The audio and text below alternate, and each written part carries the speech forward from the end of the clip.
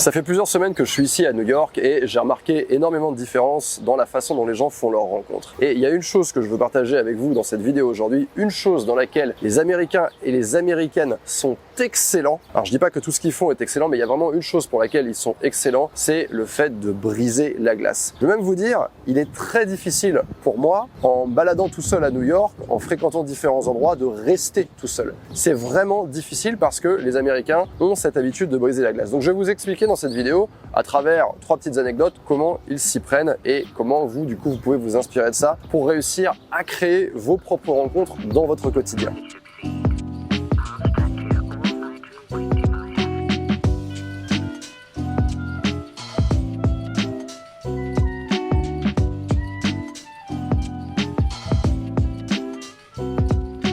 Première anecdote, c'est celle de la piscine. Je suis sur un rooftop en train de prendre le soleil dans la piscine et là il y a un homme et sa femme qui arrivent, qui descendent dans l'eau et leur attitude, plutôt que juste de se dire voilà on descend dans l'eau et on va dans notre coin, c'est je descends dans l'eau, je fais une remarque, donc là en l'occurrence c'est waouh elle est chaude et ils regardent autour d'eux. En fait ils vont parler tout seuls, quelque chose qui est un petit peu étrange d'accord, mais il y a beaucoup de gens qui font ça ici, c'est qu'ils arrivent là, oh elle est froide, oh elle est chaude, ils parlent tout seuls et ils cherchent à engager physiquement les gens qui sont autour d'eux. Et à ce moment-là tout passe par l'échange de regards, c'est-à-dire que je dis un truc, je regarde si la personne à côté accroche un petit peu, fait un oui de la tête et à partir de là ils prennent ça comme une validation et ils continuent la conversation. Donc en fait il faut avoir cette mentalité où quand je suis quelque part, je vais chercher à extérioriser en fait tout ce qui m'arrive. Par exemple, si je suis maladroit et que je fais tomber un truc par terre, eh bien, je vais extérioriser ce qui m'arrive et je vais commenter ce qui est en train de m'arriver. Et je vais laisser les gens regarder, réagir à mon commentaire. Donc ça, c'est une chose assez intéressante qui, au final, n'est pas si difficile à faire parce que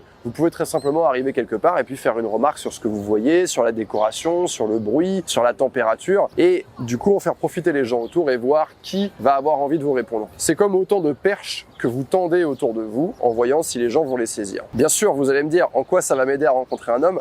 C'est plus une question d'état d'esprit qu'autre chose. Quand les gens vont percevoir que c'est facile de parler avec vous, que vous êtes ouverte à la discussion, voire même que vous aidez la discussion, eh bien, ça va donner le courage nécessaire aux hommes qui sont autour, qui peuvent vous trouver intéressante, de venir se rapprocher et de venir vous parler. Donc en fait, on va pas le faire de façon directe, c'est plus un état d'esprit que je travaille, c'est je suis ouverte, je vais chercher à créer des interactions avec le monde extérieur et dans ces interactions que je vais créer, peut-être pas la première, peut-être pas la deuxième, peut-être pas la troisième, mais dans ces interactions, il va y avoir à un moment donné un homme qui va m'intéresser. Il faut pas se dire oh là là, c'est énormément d'énergie, c'est une charge mentale. Non, en fait ici ils sont vraiment en mode je sors dehors, c'est pas pour rester dans mon petit coin. Non, je sors dehors, c'est pour être expansif, c'est pour dépenser mon énergie, c'est pour sociabiliser avec un maximum de gens et je sais que dans cette action de sociabiliser, il y aura des rencontres intéressantes, il y aura des opportunités, il y aura du rire, il y aura des échanges et on cultive vraiment le fait d'être entouré plutôt que de rester tout seul. Deuxième anecdote, c'est l'anecdote des filles en terrasse. Je suis en train de dîner, de boire des verres avec mes amis et la table d'à côté, c'est un gros groupe de 5 filles qui fait énormément de bruit. Il y a quelque chose qui est vrai aussi, c'est qu'ici ils ont un niveau sonore assez élevé. Et bon, elles font énormément de bruit, elles s'amusent bien, elles trinquent, elles boivent des verres. Et tout à coup, il y a 3 gars qui passent juste devant leur table dans la rue. Et là, c'est quelque chose que vous verrez assez rarement en France, mais les filles ont alpagué les gars, elles ont attiré leur attention. Il y a une nana sur la table qui a dit hey, les mecs, nanana. Ils ont commencé à discuter, mais très brièvement, une dizaine de secondes, les mecs étant debout sur le bord de la table et elles les ont invités à s'asseoir. Ils ont ramassé des chaises, boum boum boum, et les mecs se sont assis et c'est parti. On intègre les mecs dans le groupe, blablabla. Bla, bla, bla. La chute de cette histoire est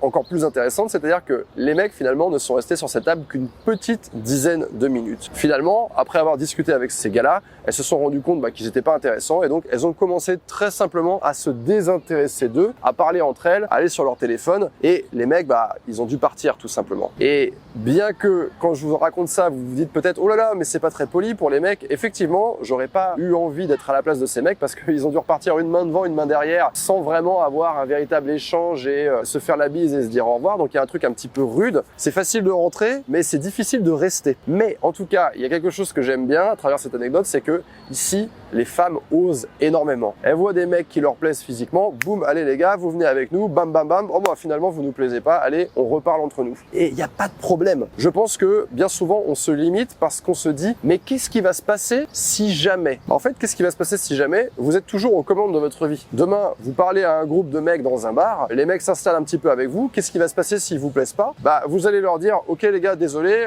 on préfère rester entre nous, et ils n'auront pas d'autre choix que de partir. Donc voilà, en conclusion, l'idée c'est que sans pour autant devenir malpoli et ignorer vraiment quelqu'un qui est juste à côté de vous, l'idée c'est de se dire bah je vais ouvrir un peu plus parce que je vais accepter aussi de fermer un peu plus quand je sens que ça ne me convient pas. J'ai le pouvoir de faire venir les gens, ou les gens ont envie de venir, j'ai le pouvoir de les accepter, mais j'ai aussi le pouvoir à un moment donné de me distancier d'eux ou alors de les faire sortir. Faut pas avoir peur de l'interaction ne va pas nous manger, et j'ai l'impression que plus les années passent, plus on vit dans nos téléphones et dans la réalité virtuelle, plus les gens ont peur de rentrer dans une interaction sociale. Non pas que l'interaction sociale leur fait peur, mais qu'ils ont peur de ne pas savoir en sortir. Donc ça, c'est un truc que vous devez apprendre à maîtriser assez vite. C'est toutes les rencontres ne vont pas mener à quelque chose, donc il faut que j'apprenne à rentrer, il faut que j'apprenne à sortir ou à faire sortir. Troisième anecdote, et c'est plus une observation, c'est que les gens sont un petit peu hypocrites ici. Ce que j'entends par là, c'est qu'ils sont toujours très sympas. Alors c'est vrai qu'on n'a pas envie d'être très sympa avec tout le monde. Je dirais qu'en France, on a plutôt à être sympa de manière très sélective. D'accord? On veut pas ouvrir beaucoup de portes, mais quand on les ouvre en grand. Ici, c'est j'ouvre toutes les portes et on va voir où ça nous mène, sachant que parfois j'ouvre une porte et je vais la refermer aussitôt. Donc ce qu'ils vont faire, c'est que quand ils vont démarrer une interaction, immédiatement, ils vont être très sympas. Waouh, j'adore ton chien. Waouh, j'adore ton chapeau, tu l'as trouvé où? Ah, mais t'es français, c'est trop bien, t'habites où? T'habites à Paris, ok, c'est génial. Quand vous entendez ça ici, et je le dis pour celles qui voyagent ou qui viennent s'installer aux États-Unis, ça veut pas dire que vous êtes en train de vous faire un ami. C'est la façon d'être normale, ok? La conversation, elle peut très bien s'arrêter dans 1 minute. Ce que je vous conseille de faire, c'est de vous inspirer de cet état d'esprit. C'est un état d'esprit où je sors de chez moi et tout de suite, je suis plutôt positif, je suis plutôt souriant, je vais plutôt faire des compliments. Je vais plutôt être dans le don. Je vais pas être méfiant, je vais pas chercher en fait à me dire ok, les gens vont chercher à tirer profit de moi. Non, je dis ok, je veux aller dans le monde pour créer des connexions et je vais donner aux gens, et puisque je vais donner aux gens, je vais recevoir en retour. Et ça marche plutôt bien ici parce que du coup, à chaque fois qu'on sort de chez soi, c'est assez agréable. C'est-à-dire que même si on se fait pas des amis, même si on rencontre pas l'homme de sa vie, je sors de chez moi et l'exercice de parler aux gens est agréable. Et parce que c'est agréable, j'ai envie de le faire davantage. Donc vous, ce qui va se passer pour vous, c'est que si là, en France, ou quel que soit le pays où vous habitez, parce que j'ai beaucoup d'abonnés qui me regardent de Suisse, de Belgique, du Canada, etc. Mais dans votre quotidien, si vous faites cet effort en fait de donner un tout petit peu plus au début, ça risque de vous paraître un peu bizarre. Vous allez voir ça un petit peu comme un travail, comme si vous étiez, saviez, une vendeuse ou quelque chose, où on vous force quelque part à être sympa, mais en donnant un petit peu plus, vous allez recevoir beaucoup. Vous allez recevoir beaucoup plus de considération de la part des gens, beaucoup plus d'ondes positives, et ça va vous entraîner dans un cercle vertueux où vous allez vous dire « Hey, mais c'est cool en fait d'aller dehors et de parler aux gens ». Je sais qu'en France, moi j'ai beaucoup d'amis qui me disent « Non, c'est pas cool d'aller dehors et de parler aux gens ». Or, ici, c'est cool d'aller dehors un dimanche après-midi, un samedi après-midi, on va au parc, on va boire des bières, etc. et on y va pour parler aux gens. C'est une activité. Par exemple, moi je me suis installé au restaurant ce midi pour bruncher et j'étais tout seul à ma table, il y avait un couple à côté de moi, j'étais à peine installé, boum, ils engagent avec moi, ils commencent à parler et il y a une discussion. Et chacun de nous peut arrêter la discussion quand il le veut, c'est pas un problème, mais ça rend tout très agréable. Voilà ce que je pouvais vous dire un petit peu sur les différences d'état d'esprit entre les États-Unis et la France et le fait d'être sociable. Voilà, j'espère que cette vidéo où je partage mes impressions avec vous vous a fait plaisir. Si c'est le cas, n'oubliez pas de mettre un like. Vous pouvez également me poser des questions en commentaire. C'est pas le genre de vidéo que je fais souvent sur ma chaîne, mais puisque j'étais ici, je me suis dit que c'était intéressant de partager avec vous un petit peu les observations que je faisais au quotidien.